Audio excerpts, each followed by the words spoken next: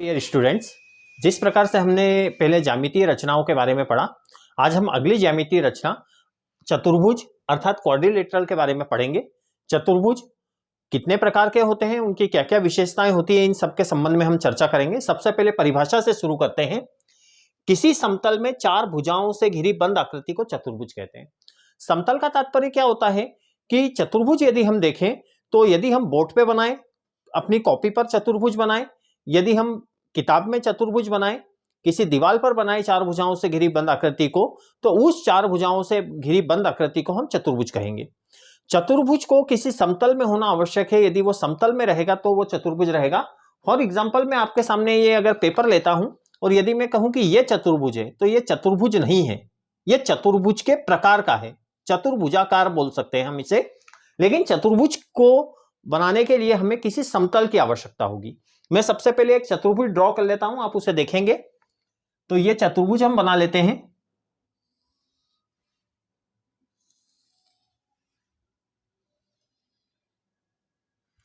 किसी भी ज्यामितीय आकृति की एक विशेषता होती है कि यदि उसको ज्यामितीय रचना को हम ड्रॉ करते हैं, उसको बनाते हैं, तो उसका नामकरण करना आवश्यक होता है। तो हम इसका नामकरण कर देते हैं ए, बी, सी और ये डी। ये चार भुजाओं से घिरी बंद आकृति है, ये चतुर्भुज है। इस चतुर्भुज को हम अगर आगे देखें तो इस चतुर्भुज की विशेषताओं के बारे में चर्चा करेंगे। सबसे पहले हम ये देखेंगे कि इसमें कितने शीर्ष होते हैं। तो इसमें यदि शीर्षों को देखें तो ए, बी, सी, डी, इसके चार कॉर्नर्स हैं, ए, बी, सी, डी। तो इसके चार शीर्ष होंगे।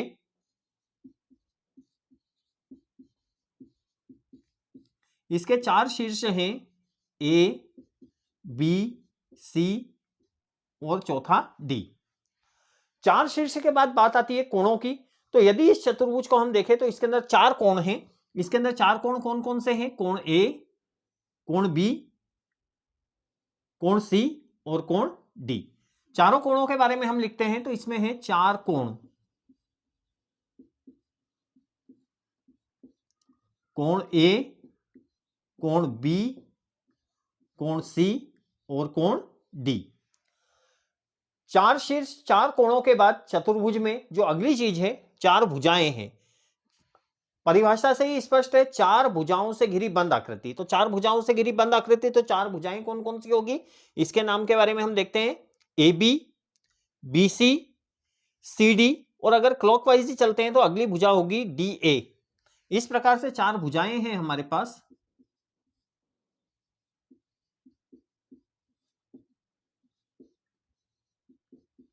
ए B, B C, C D और अगली भुजा है डी ए। अब एक और विशेषता हमें ध्यान रखना है, जिस प्रकार से त्रिभुज के तीनों कोणों का योग 180 डिग्री होता है, उसी प्रकार से चतुर्भुज के यदि चारों कोणों की बात करें तो इन चारों कोणों का योग, जो चार कोण हमने यहां पर लिखे हैं, चार कोण, कोण ए, कोण बी, कोण सी और कोण डी, इन चारों कोणों का योग 360 डिग्री होता है। तो हम चारों कोणों का योग लिख लेते हैं।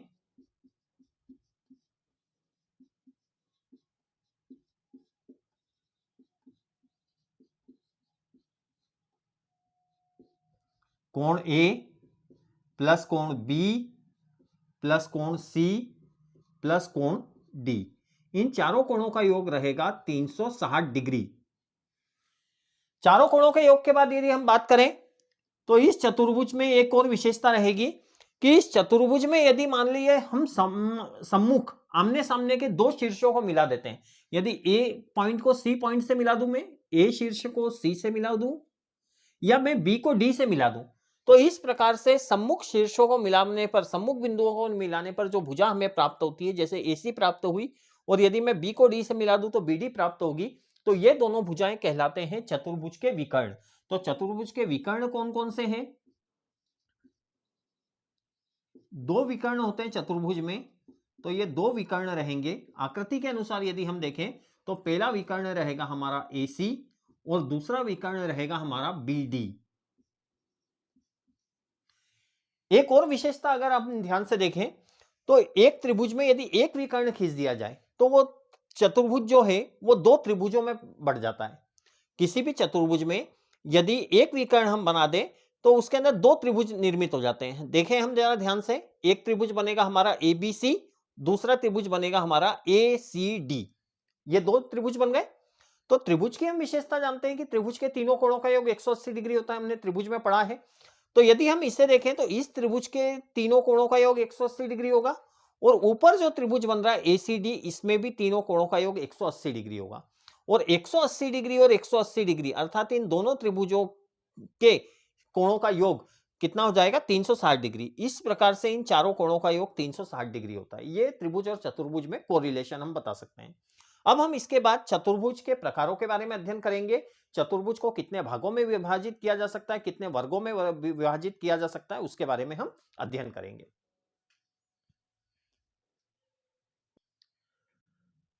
चतुर्भुज के बारे में पढ़ने के बाद हम चतुर्भुज के प्रकारों के बारे में चर्चा कर लेते हैं। तो अब हम चतुर्भुज के प्रकारों के बारे में पढ़ेंगे। चतुर्भुज को यदि हम विभाजित करें तो चतुर्भुज को हम अलग अलग प्रकारों में विभाजित कर सकते हैं, जैसा समांतर चतुर्भुज, समलंब चतुर्भुज, और एक और चतुर्भुज का प्रकार होता है जिसे हम कहते हैं पतंग। इस प्रकार की जो आकृति होती है,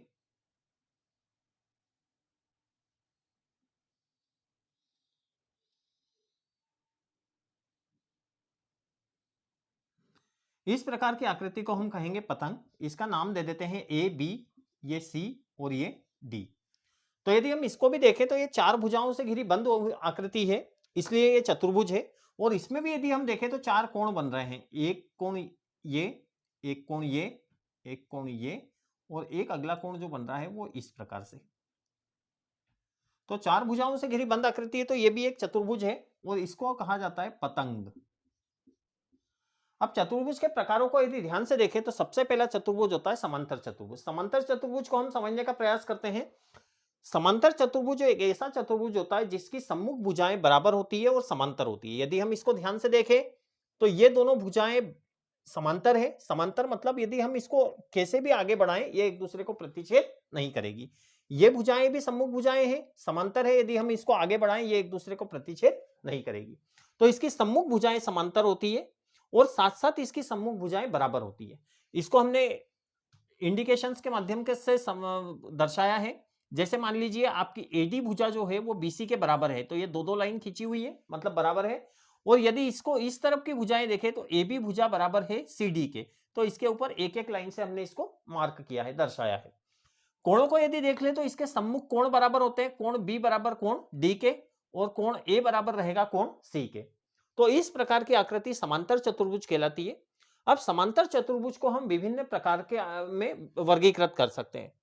समांतर चतुर्भुज के जो प्रकार होते हैं उसमें पहला है आयत, दूसरा है वर्ग, और तीसरा है समचतुर्भुज। आयत के बारे में यदि हम देखें तो आयताकार आकृतियां हमें अपने दैनिक जीवन में अनेकों दिखाई देती है। जैसे हमारा बोर्ड आयताकार होता है, हमारी दीवार आयताकार होती है, हमारा दरवाजा, हमारी खिड़कियां, और अधिकांश आकृतियां जो हम देखते हैं, हमारी दीवारें, हमारी छत, जमीन, फर्श, ये सभी आकृतियां जो है वो आयताकार होती है। तो सबसे पहले हम आयत के बारे में देख लेते हैं। तो आयत क्या होता है, इस आयत के बारे में हम देखेंगे। आयताकार आकृति ये इस प्रकार की होती है, पी क्यू आर एस। हमने ये एक आयत दर्शाया है। आयत की विशेषता होती है कि आयत का प्रत्येक कोण 90 डिग्री होता है। आयत का प्रत्येक कोण 90 डिग्री के होने के साथ साथ इसकी सम्मुख भुजाएं बराबर होती है। सम्मुख भुजाएं अगर हम देखें तो ये भुजा, नीचे वाली भुजा क्यू आर बराबर रहेगी ऊपर वाली भुजा पी एस के, और इस तरफ की भुजा देख ले तो ये वाली भुजा पी क्यू जो है वो बराबर रहेगी आर एस के। तो ये सम्मुख भुजाएं इनकी बराबर होती है। ऊपर की भुजा नीचे की भुजा के बराबर रहेगी, और ये पी क्यू भुजा जो है ये आर एस भुजा के बराबर रहेगी। तो ये सम्मुख भुजाएं बराबर होती है। इनकी विशेषताओं को हमने यहां लिखा है।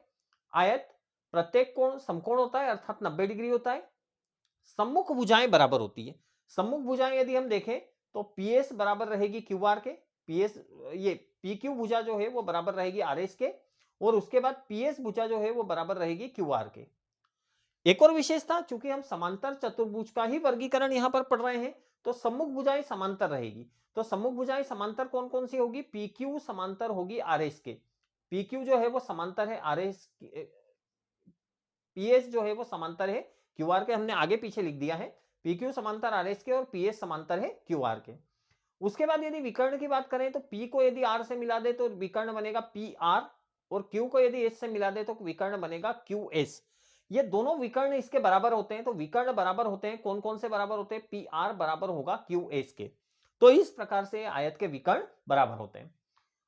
अगले आकृति के बारे में हम देखते हैं, समांतर चतुर्भुज का ये अगला प्रकार है वर्ग। वर्गाकार अगर चीजों को हम देखें तो वर्गाकार चीजें क्या होती है, हम अपने घरों में यदि टाइल्स को देखें तो जो टाइल्स होती है वो वर्गाकार होती है। उसके अलावा यदि हम टीवी के बॉक्स को देखें, टीवी का बॉक्स ऊपर से वर्गाकार होता है। उसके बाद यदि हम पासा जो खेलते हैं सांप सीढ़ी, उसका पासा जो होता है, उस पासे के टॉप को यदि ऊपरी हिस्से को देखें तो वो वर्गाकार होता है।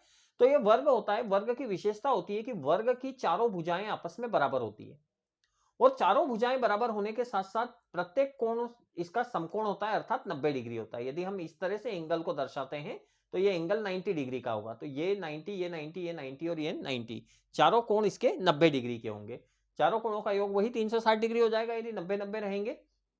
तो इसके अंदर चारों भुजाएं बराबर होती है वर्ग में और प्रत्येक कोण 90 डिग्री होता है। यहां पर हमने विशेषताएं लिखी है, सभी भुजाएं बराबर और प्रत्येक कोण समकोण।